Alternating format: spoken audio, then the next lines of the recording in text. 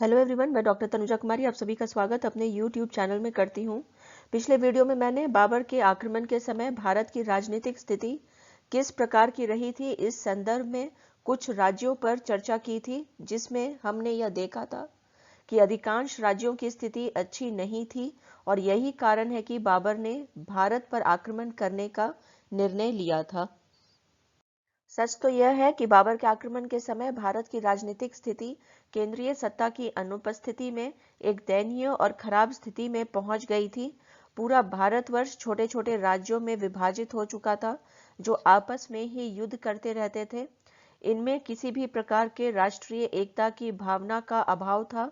यहाँ तक कि आपसी शत्रुता के कारण यह छोटे राज्य विदेशी आक्रमणकारियों को भी निमंत्रण दिया करते थे। आज के वीडियो में मैं आप सभी के से बाबर के आक्रमण के समय भारत की स्थिति के संदर्भ में राजनीतिक स्थिति की चर्चा करते हुए शेष अन्य राज्यों की स्थिति पर भी चर्चा करूंगी। इसके साथ ही साथ मैं इस बात पर भी चर्चा करूंगी कि बाबर के आक्रमण से पूर्व भारत की धार्मिक, आर्थिक और सामाजिक स्थिति किस प्रकार की थी, जिससे बाबर ने भारत पर आक्रमण करने का निर्णय लिया था। आप सभी से निवेदन है कि अगर आपने मेरे YouTube चैनल को सब्सक्राइब नहीं किया है तो कृपया कर इसे सब्सक्राइब कर लें, जिससे कि मेरे द्वारा अपलोड किए जाने वाले वीडियो से संबंधित नोटिफिकेशन आपको प्राप्त हो सके और आप इससे लाभान्वित हों। जब हम भारत की स्थिति के या राजनीतिक स्थिति के विषय में बात करते हैं, जब भारत पर बाबर का आक्रमण हुआ था उस समय पूरा भारत छोटे छोटे राज्यों में विभक्त था और इनमें बिहार भी एक था। बाबर के आक्रमण के पूर्व बिहार की स्थिति के संदर्भ में अगर हम विचार करें तो हम यह देखते हैं कि फिरोज शाह तुगलक के शासन काल में ही बिहार स्वतंत्र राज्य के रूप में स्थापित हो चुका था। मालवा के संदर्भ में यदि हम बात करें तो मालवा का जब हम अध्ययन करते हैं तो हम ये देखते हैं कि तैमूर के आक्रमण के पश्चात दिलावर खां के नेतृत्व में मालवा ने अपनी स्वतंत्रता घोषित कर दी थी। मालवा में जब महमूद खिलजी द्वितीय का शासन रहा था उस समय राजपूत सरदार मेदिनी राय काफी प्रभावशाली सरदार के रूप में स्थापित हो चुका था, जिस कारण मुस्लिम सरदारों ने उसका विरोध करना प्रारंभ कर दिया था। मेदिनी राय के द्वारा महाराणा सांगा से सहायता लेकर इन मुस्लिम सरदारों को परास्त कर दिया गया था। कहने का तात्पर्य है कि मालवा के सरदारों में आपसी वैमनस्य की स्थिति विद्यमान रही थी। नेक्स्ट यहाँ पे यदि हम उड़ीसा के विषय में बात करें, उड़ीसा राज्य दिल्ली से अत्यधिक दूर होने के कारण भारत की राजनीति और दिल्ली की राजनीति में इसकी विशेष भूमिका नहीं रही थी। इस समय यह एक हिंदू राज्य था और एक शक्तिशाली राज्य के रूप में स्थापित था। अब यहाँ पे यदि बंगाल के विषय में चर्चा की जाए तो बाबर के आक्रमण के से पूर्व जब हम भारत की स्थिति के संदर्भ में बंगाल पर विचार करते हैं तो हम यह देखते हैं कि बंगाल एक स्वतंत्र राज्य के रूप में स्थापित था, जहां शासक के रूप में नुसरत शाह जैसे योग्य व्यक्ति की उपस्थिति रही थी। मेवाड़ के विषय में यदि हम बात करें तो बाबर के पूर्व भारत की स्थिति में मेवाड़ का स्थान उल्लेखनीय है, जहां राणा संग्राम सिंह, जिसे राणा सांगा के नाम से प्रसिद्धि प्राप्त है, का शासन रहा था।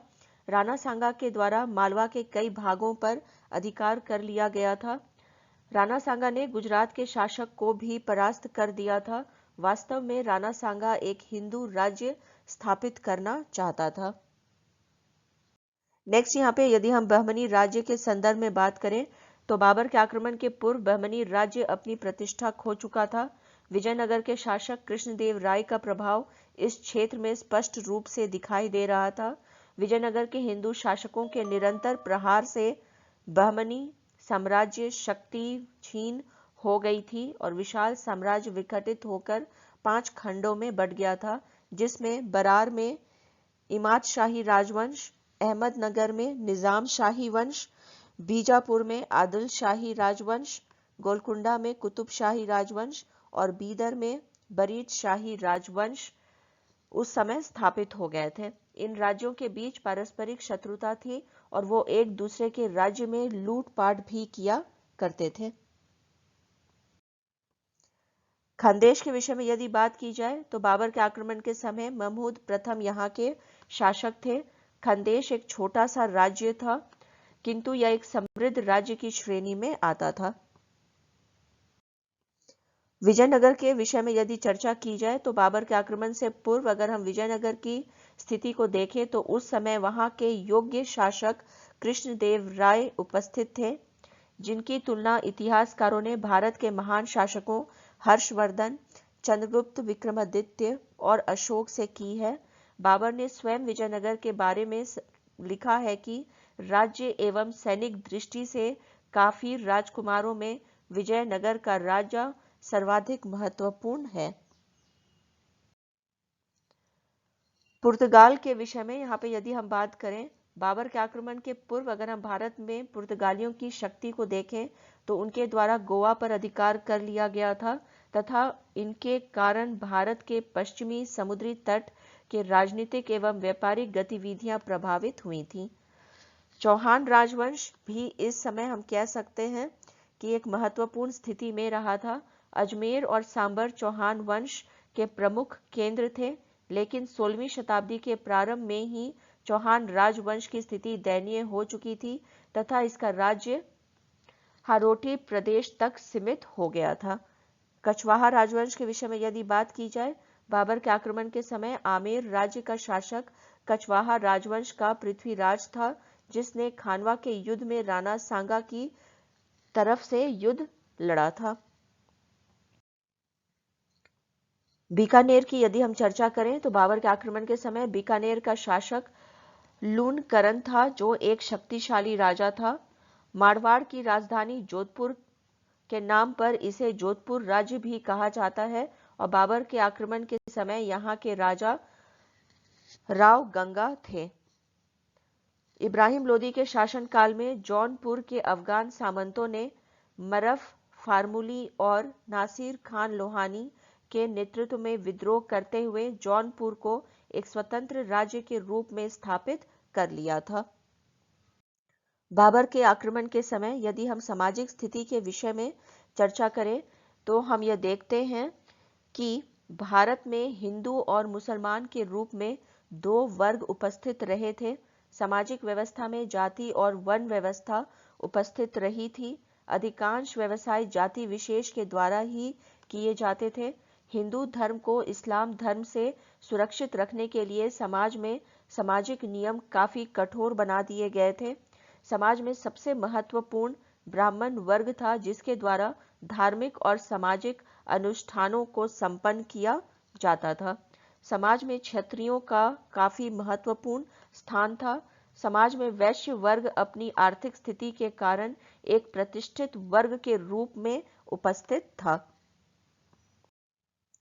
और अधिक यहाँ पे यदि हम सामाजिक स्थिति के संदर्भ में बात करें तो हम यह देखते हैं कि इस समय भारत में शूद्रों की स्थिति अच्छी नहीं थी। छुआछूत की व्यवस्था भी उपस्थित रही थी। सामाजिक बुराइयों की बात करें तो समाज में अंधविश्वास, रूढ़िवादिता, आडंबर जैसी बुराइयां उपस्थित रही थी। स्त्रियों की स्थिति बहुत अच्छी नहीं थी। उनका सामाजिक क्षेत्र घर की चार दीवारी तक ही सीमित था। अगर सामाजिक परिप्रेक्ष्य में देखें तो बहुपत्नी विवाह, पर्दा प्रथा, सती प्रथा, बाल विवाह, ये सभी प्रथाएं उस समय समाज में विद्यमान रही थीं। सबसे दयनीय स्थिति समाज में विधवाओं का था। समाज में दास प्रथा भी विद्यमान रही थी। बाबर के आक्रमण के समय यदि हम उस समय भारत में धार्मिक स्थिति के विषय में चर्चा करें तो हम ये कह सकते हैं कि उस समय समाज में हिंदू और मुस्लिम धर्म संप्रदाय के लोग रहे थे। हिंदू धर्म की बात करें तो हिंदुओं में वैष्णव, जैन, शैव जैसे संप्रदाय उपस्थित थे। समाज में धर्म के नाम पर व्याप्त बुराइयों को दूर करने के लिए कबीर, चैतन्य महाप्रभु, गुरु नानक, तुकाराम, रामानंद जैसे संतों का उदय हुआ था, जिनके द्वारा भक्ति मार्ग का समर्थन किया गया था और समाज में व्याप्त जाति प्रथा, अंधविश्वास और धार्मिक जटिलताओं का विरोध किया गया था। हिंदू और मुसलमान इन दोनों वर्गों के मध्य भाईचारा लाने के लिए भक्ति आंदोलन तथा सूफी मत के संतों के द्वारा काफी प्रयास किया गया था।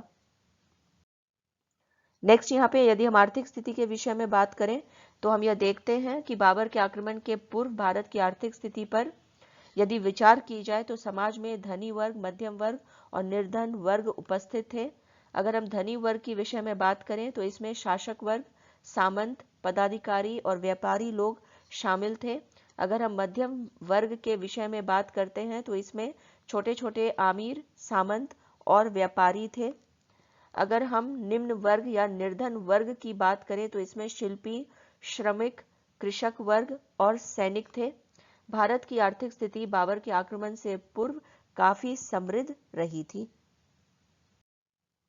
और अधिक यहाँ पे यदि बात की जाए आर्थिक स्थिति के विषय में तो हम यह देखते हैं कि बाजारों में खाद्यान्न उपलब्ध थे। अगर किसानों की बात करें तो उन्हें उपज का 1/3 भाग भूमि कर के रूप में देना होता था, फिर भी उनकी स्थिति काफी अच्छी थी। आंतरिक व्यापार और विदेशी व्यापार भी उन्नत अवस्था में रही थी। बाहर के देशों से स्थल मार्ग और जल मार्ग के द्वारा व्यापार होता था। भारत की इसी अच्छी आर्थिक स्थिति के कारण बाबर ने भारत पर आक्रमण करने का निश्चय किया था। नेक्स्ट यहाँ पे यदि हम सैन्य व्यवस्था के विषय में बात करें तो भारत की सैन्य व्यवस्था पुराने ढंग का रहा था। भारतीय सैनिक वीर और साहसी थे, पर उनके अस्त्र शस्त्र पुराने थे। आधुनिक अस्त्र शस्त्र का प्रयोग वो नहीं करते थे। विदेशी सैनिक तोप और बारूद का प्रयोग करने लगे थे।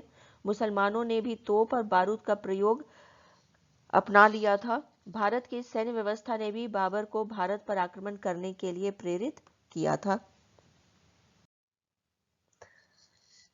कुल मिलाके यहाँ पे ये कहा जा सकता है कि भारत पे जिस समय बाबर का आक्रमण हुआ था उस समय सामाजिक, धार्मिक और राजनीतिक दृष्टिकोण से भारत की स्थिति अच्छी नहीं थी, परंतु यहाँ पे ये जरूर कहा जा सकता है कि उस समय के आर्थिक परिवेश और स्थिति ने बाबर को भारत पर आक्रमण करने के लिए आकृष्ट किया था। इसी के साथ मैं अपने इस चर्चा को यहीं पे विराम देती हूँ। यदि आप लोगों को आज का ये वीडियो पसंद आया हो तो प्लीज़ इसे लाइक करें, शेयर करें तथा मेरे YouTube चैनल को सब्सक्राइब करें। Thank you. Stay connected.